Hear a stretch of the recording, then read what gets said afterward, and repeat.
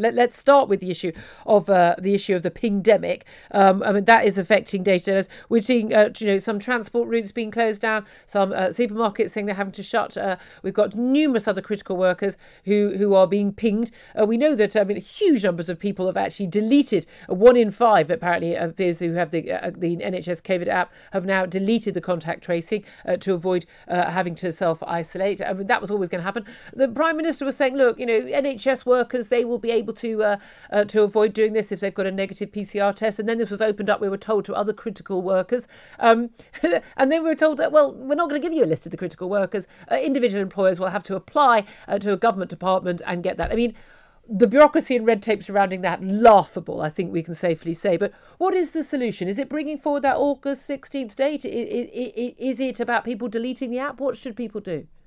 Look, it's extraordinary. I mean, the app is not fit for purpose. Figures I've seen, Julia, are that actually some 40% of people who downloaded the app have now deleted it. The app's not fit for purpose. The policy is not fit for purpose. And the Prime Minister and the Chancellor saw that over the weekend when it impacted on themselves. But rather than use that personal experience to realise the policy is not fit for purpose, first of all, they tried to escape it through a personal scheme that seems only available to cabinet ministers, and then they realised actually they've got to embark upon it. So you have this ludicrous situation of the Prime Minister on Freedom Day essentially proving that actually it's free lock day. Yeah, I mean, this was an extraordinary situation. You'd thought that would have meant them realising they should see sense. I think a lot of people confused, but the fact that people working in NHS and in care homes should be able to not have to go through self-isolation when they're the people working with those who are most vulnerable. And of course, there are many people, if you're running your own small business, I'm sorry, you are a critical worker for your small business, or are you not? But this is it. The government has said they're not going to change this August 16th date. I'm not quite sure why suddenly, miraculously, on August the 16th. And we know more people are going to be vaccinated, but that doesn't really change the actual risks for most people who are at risk, because who have already been double jabbed. Do you worry that this is where we're going to be all summer? And even with this August 16th date, there are still going to be huge numbers of people forced to self-isolate, and that we will be back in this mess in the autumn? I desperately worry about all of this, Julia, because even when a policy is clearly not fit for purpose and has affected the Prime Minister personally himself, they are so stubborn, they will not change anything. And what this does, it forces businesses to say to their employees, either delete the app or ignore it, or we, the business, are going to close. And things are really serious, Julia, when even the Ritz itself has had to shut its main restaurant that it kept open through both world wars because it can't staff it. And I know that's a bit flippant, but seriously, businesses up and down the country are in dire straits.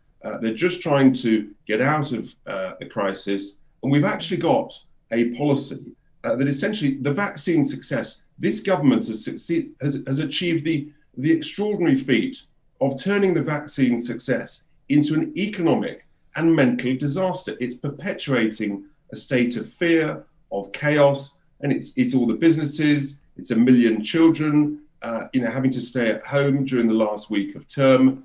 I mean, it really is. And some of this stuff it's not rocket science. It's quite easy to see. The solution is, if you've been double jabbed, then if you get pinged, if you've still got the app, and I can't understand why anybody still would have the app, frankly, but if you've been pinged, go and get a test. And if you're clear, crack on, get back to work, get back to school, do whatever you do in your daily lives. And that's what people are going to be allowed to do from August the 16th. Well, the government says that obviously they think the solution to a lot of this is vaccine passports. We're told from end of September that they will be, despite the government having said repeatedly they will not be vaccine passports. The Prime Minister himself saying he would never want to be, a papers, please society. He'd rather eat an ID card than show it to a job's worth official. But they want these to be brought in for nightclubs from the end of September.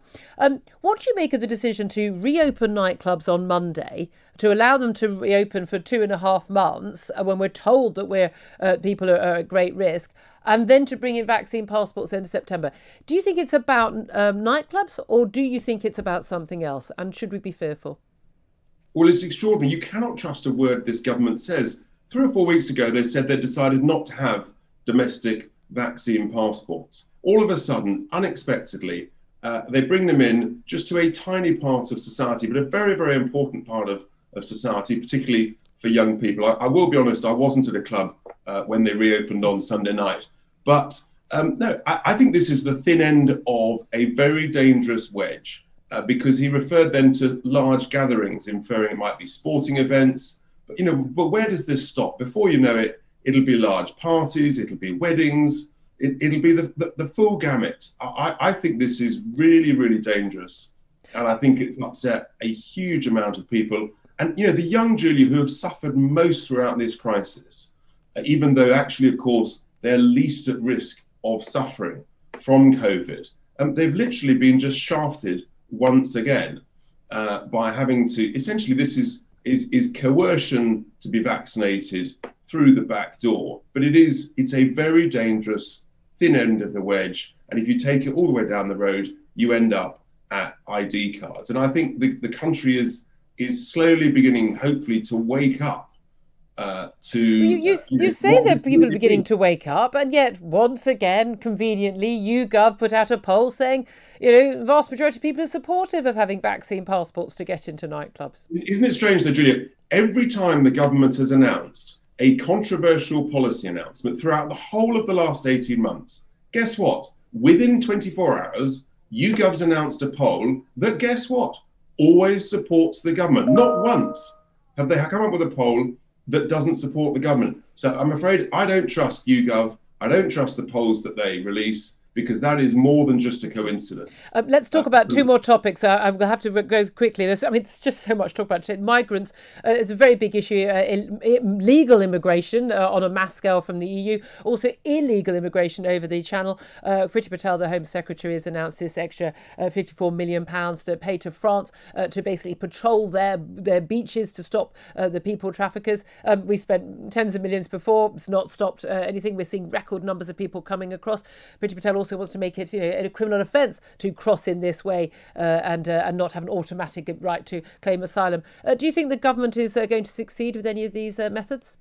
Of course not. It's laughable, isn't it? The more illegal migrants that come to our shores, the more money we think it's a good idea to send to the French. So what are they going to do? They're going to send even more migrants over. I mean, it's completely the opposite of what should happen. There's only one solution to this, and that is to make it very clear to everybody that the migrants will not land on our shores. And that is to say, is to take the boats back to France under existing rules of the sea called the SOLAS regulations. We're entitled to take them back to where they came from, to France. That is the simple solution. The French may not like it, but fundamentally they have obligations to save life at sea for people who have left their shores.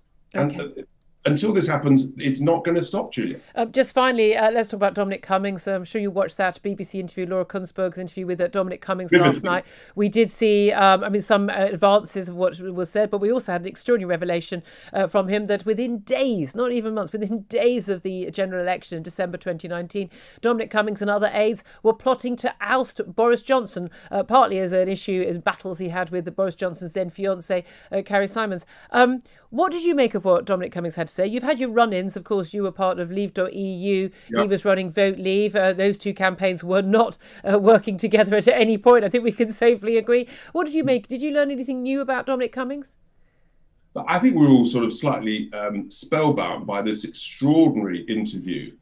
Laura Kunsberg did a brilliant job, I think, in a way, demolishing his character. And the sadness is he had some valid points to make about the way our country is run and governed, but all of that just gets lost in this extraordinary suggestion that he was plotting a coup within literally days of a democratically elected prime minister retaking up residence in number 10. And I'm afraid I think people will look at that.